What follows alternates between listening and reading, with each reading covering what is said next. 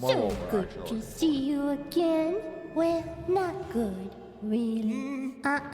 Don't say anything. Mommy knows. You thought you could just walk right in here, didn't you? As if nothing ever happened. What a joke. Well, they're all dead, all of them. And you did that. Tried to live so knowing confused. that for whatever brief time you're still alive. That is awesome. But hey, that's That Pat's just so a good for theory, that. Roy. A theory. A theory. A theory.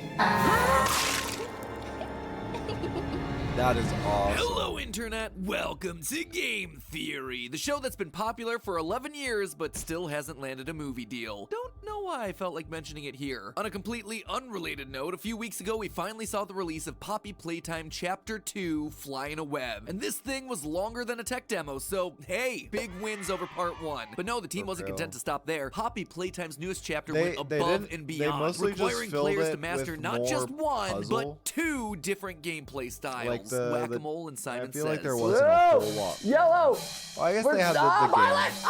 Every game is required to have a Simon Says segment for some reason. I'm of course being facetious about the whole thing. This new chapter actually offered a lot of awesome stuff. Cool puzzles, thrilling chases, and an puzzles were oversized fun, plush toy yeah. failing to pull a lever. The animation is so adorable. I could sit here and watch that all day. Oh, and there are also collectible trophies now. Really challenging collectible trophies that'll push you to the limits of your gamer senses. Oh, I Any missed the secret one trophies at or the anything that we end. see up here? Any secret trophies? I got all but two. But we all know why we're really here. It's not for the gameplay innovation or the collectibles, it's for the hidden notes and cryptic clues. Ladies and gentlemen, we have ourselves some lore to decipher. And spoiler alert, Poppy isn't who we thought she was. First, here's what you need to know to understand today's theory. Poppy Playtime Chapter 1 focused on us, the player, returning to an abandoned toy factory in order to save some employees that went missing there 10 years ago. We're told via a mysterious note that we have to find the flower. Several puzzles and one giant Muppet chase later, we find the flower in the form of a giant note wall sent mural by of her. a poppy. Inside Should I is a know? replica of a house and a doll named Poppy Playtime, locked away inside of a glass case. And of Which gave course, we Annabelle set her vibes free for without a second sure. thought because players in video games have never seen a horror movie before. Anyway, Chapter 2 picks up immediately afterward. Poppy agrees to help us activate a train that'll help us get out of the factory. So much for wanting to help save those missing employees, but hey, if a creepy talking doll starts offering me ways to not be around the creepy talking doll, I'm gonna take that offer. But of For course, real? things are never quite that easy. Mommy Longlegs, a giant stretchy toy spider, takes Poppy hostage and forces us to play 3 minigames in her game station in order to Wait. unlock each. Spider takes Poppy hostage and forces us. Is that? Easy. Mommy Longlegs, a giant stretchy toy spider, takes Poppy hostage and forces us I guess so. to Okay, play I was 3 just minigames in seeing her if it game was station in the order to claw unlock guy. each part of The the other one? train's code. Eventually, we break out of her games, which causes her to go complete sicko mode and chase us through a narrow escape sequence.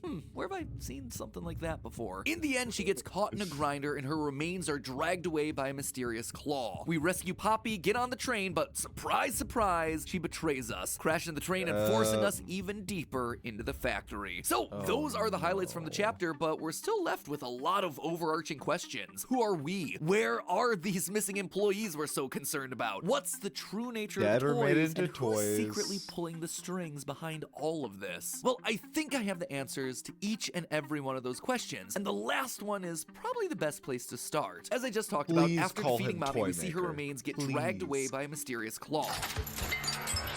No, not Burn Trap's claw, but also, yeah, kind of Burn Trap's claw. You see, the hand we see pull Mommy away is very different from all the other designs that we've encountered in the game so far. Most of the toys that we fight are brightly colored, made of plastic or fur, and, you know, look like actual toys. This thing, though, is dark, mechanical, and could poke your eye out. It's like an erector set on steroids. And that's not all. If you zoom in and enhance the image of the claw, you can actually make out that there's organic material mixed in there. Bones and maybe even some veins mixed in with the metallic parts. So yeah, the comparison to Spring Trap, Burn Trap, call them whatever you want, it isn't that much of a joke. But what is this biomechanic hybrid doing within the context of Poppy? Well, back in Chapter 1, we discovered the final VHS tape which cataloged the results of Experiment 1006, nicknamed the Prototype. Final log.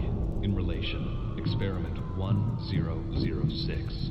The prototype. Coordination and cooperation is evidently within his skill set, as well as the skill set of all other experiments of his type. This, along with a death screen that said Experiment 1006 isn't he wonderful, led us to believe in a previous theory that our big blue boy Huggy Wuggy was the prototype, since, you know, he was kind of the only character that we met in Chapter 1, Occam's razor and all that. However, take a look at the hand on the TV screen that we see during that VHS recording. Look familiar? We see that hand appear again in yet another VHS tape in Chapter 2. I remember seeing that hand and Log thinking it was code real. 08502 in relation. Experiment 1006. The prototype. The prototype seems Maybe to that possess is an the prototype. unprecedented level of intelligence beyond that of all other test subjects, as I mean, well it as would an make sense. alarming It doesn't willingness have to like commit a violence. Experiment body. 1170.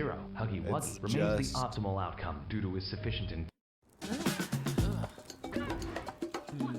It's literally just the shell or the skeleton.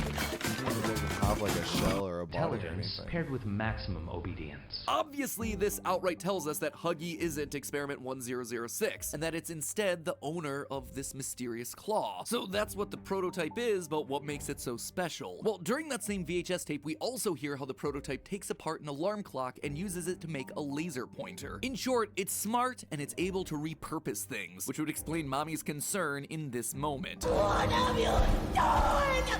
You make me part of you! She's gonna be reused and repurposed by this entity in order to help the monster escape. Kinda makes you wonder if the veins and bones were how this creature was originally designed, or maybe that's what happened to all the other missing employees. Their bodies were added to the machine. It's interesting, in our last theory we predicted that Mommy Longlegs would be adding the bodies of dead toys to herself in order to become stronger. We were But she right didn't. about the concept, just looks like we were wrong about who it applied to. As for how this thing is gonna wind up looking, anyone remember Sid from Toy Story 1? Sounds like we might have found one of his creations. So right now it looks like the prototype 1006 is gonna be our overarching villain for the franchise, taking pieces and parts of the other toys, and maybe even pieces and parts of other people to grow stronger. That being said, one toy that doesn't appear to have been added to the prototype yet is Huggy Wuggy. He may not have appeared explicitly in this chapter, but hints of him are hidden around. When you go into the chapter's water treatment room, if you look carefully, you can see some blue fur that's scattered around the pipes alongside trails of blood. This appears to be the room that Huggy fell through at the end of the last chapter, and would seem to imply that Huggy picked himself up and went full-on sus mode by venting away, waiting to return until a future chapter. Which honestly makes sense. He can't die yet. He's basically the mascot of the franchise. Who even cares about Yeah, I Poppy guess at this that's point? I fair. mean, me. I do because lore, but I feel like I'm definitely in the minority on that one. Speaking of Poppy, let's talk about her, shall we? I mean, it is her name on the title screen after all. This isn't Kissy Missy Playtime or Cat Bee Playtime, you know? Well, mere hours after Chapter 2 came out, the fan community did what the fan community gonna do. They dug into the game files. And by doing so, they discovered an early build of this chapter hidden away. And while the game itself is still basically the same, the end is where things get real interesting. Normally, you get on the train and Poppy gives you this sinister speech about how you're not allowed to leave. She betrays us and sends us hurtling deeper into the factory for reasons that are kept pretty darn vague. Terrible things have happened. Terrible But I know that things. whatever I need you to do, you're capable. I wonder. However, in the cut version of this monologue, we actually get a bit more detail on her motivations. You have so much potential. I know you came to find the ones who had disappeared all those years ago. But they're gone. They've been gone for a long time. Called Terrible it. things have happened. And I am the cause. Being able to exist as a doll, it has killed so many people. Now, interpreting cut content is always going to be a tricky science. Do you use it? Do you not? How do you use it? Here, I'm only pointing it out because this seems to confirm one of our original theories, that Poppy is the reason all of this is happening. She literally says that because she was able to exist as a doll, people died, which tells us two things. One, that she's been around since the very beginning. She knows about the experimentation that's being done on humans. She's witnessed it all. I was the first. I have seen everything. Yes, FNAF, we hear you. You're very special. You did it first. Maybe Secondly, I'll do though, a it seems to FNAF tell us that playthrough. Poppy isn't who we originally thought. Loyal theorists will remember that last time we predicted that former employee Stella Graber was the person whose body and spirit were used to build Poppy. In Chapter 1, we found a VHS tape talking about her desire to stay young and her love of children, which all but seemed to scream, "Make me into an undying doll monster." However, after the clues seeded out in this chapter, we know for a fact that she's no longer a candidate. When we first enter the game station, we're greeted by Stella's voice. Hi kids, welcome to the game station.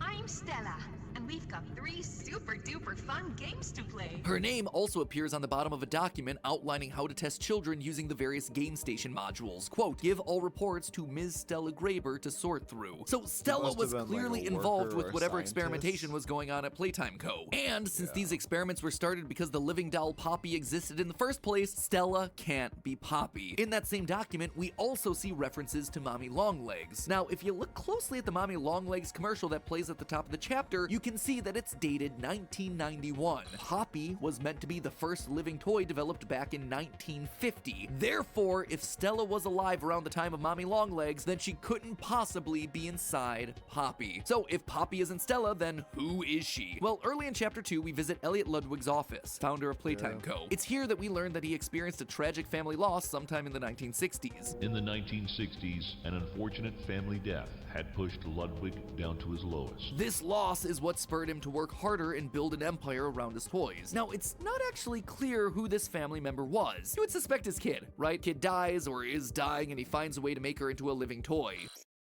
Yeah, I am broken. I will put you back together. Thank you, FNAF. Go and do something else with your life. Make your lore more sensible. Stop trying to butt into other people's narratives, okay? Other people's very similar narratives.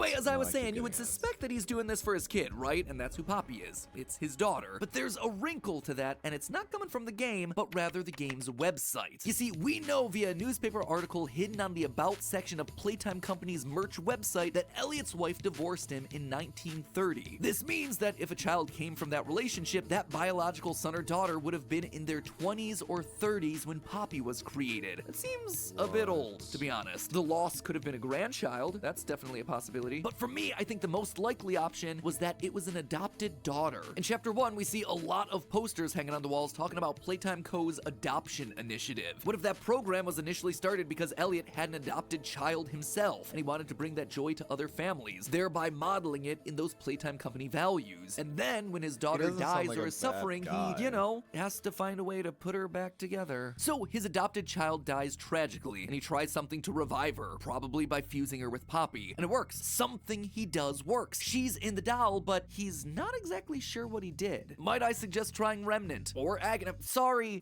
now I'm just going out of my way to do it. Anyway, we know that he's unsure based on a note that we find in Elliot's office in Chapter 2. This note talks about Experiment 814, in which they try to bring rats back to life using the poppy flower. My suspicion is that this is because he was somehow able to revive his daughter inside of Poppy, a doll who we're told has the essence of poppy flower built into her hair. This is also why we find Poppy hidden in the glass case. It's so his daughter can be preserved, protected, and also studied. It's because he saw it was possible, and then he went on to repeat it, which is why he's so happy about his wonderful experiment 1006, the prototype. After nearly 200 additional experiments post poppy flowers and rats, this is where he finally cracks the code. He's brought things to life, but the prototype is too smart. It escapes and doesn't obey orders, sending the factory into chaos. This is why we hear that Huggy Wuggy is actually the perfect creation, because he's smart, but he's also obedient. Experiment 1170, Huggy Wuggy, remains the optimal outcome due to his sufficient intelligence